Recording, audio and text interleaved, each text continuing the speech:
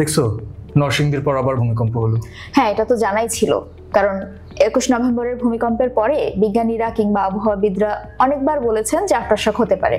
আচ্ছা, এমন কোনো সিস্টেম নাই যে আমরা আগে থেকে জানবো কোথায় ভূমিকম্প হবে, কখন হবে? ইউএস জিওলজিক্যাল সার্ভে অনুযায়ী এখন পর্যন্ত বিজ্ঞানীদের হাতে এমন কোনো প্রযুক্তি নাই যেটা দিয়ে আসলে ভূমিকম্প হওয়ার আগেই তার পূর্বাভাস পাওয়া যায়। হবেই বা কিভাবে? মানে ভূমিকম্প তো অনেক কিছুর উপর নির্ভর করে।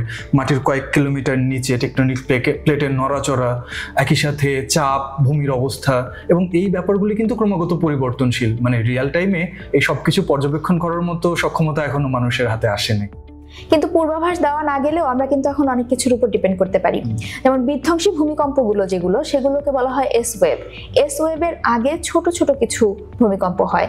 তো এই কয়েক সেকেন্ড থেকে কয়েক মিনিট আগে এই ছোট ভূমিকম্পের কম্পনগুলো আইডেন্টিফাই করার মতো কিছু প্রযুক্তি আছে, যেগুলো এই তরঙ্গগুলোকে আইডেন্টিফাই করে এবং সেন্সরের মাধ্যমে তারা এটা ডেটা সেন্টারে পাঠায়, এবং ওই ডেটা সেন্টার থেকে গ্রাহককে মোবাইলে অ্যালার্ট করা সম্ভব। এই ক্ষেত্রে জাপান কিন্তু সবচেয়ে উন্নত প্রযুক্তি ব্যবহার করে। মানে তারা এরকম কম্পনগুলো মাপার মুহূর্তের মধ্যে সেটা সেন্ট্রাল সিস্টেমে পাঠায়, তারপরে মোবাইল, টেলিভিশন এবং রেডিওতে এটা প্রচার করতে থাকে। একই সাথে কারখানা এবং ট্রেনগুলো নিজে নিজেই বন্ধ হয়ে যায়।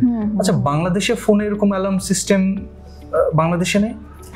বাংলাদেশে আসলে এ ধরনের সিস্টেম এখনো নাই, তবে বাংলাদেশে চাইলে আমরা নিজেরাই সতর্ক হতে পারি, এবং বাংলাদেশে আমাদের হাতে হাতে যে মোবাইলগুলো আছে এগুলো ছোটখাটো সিসমোগ্রাফ হিসেবে কাজ করতে পারে।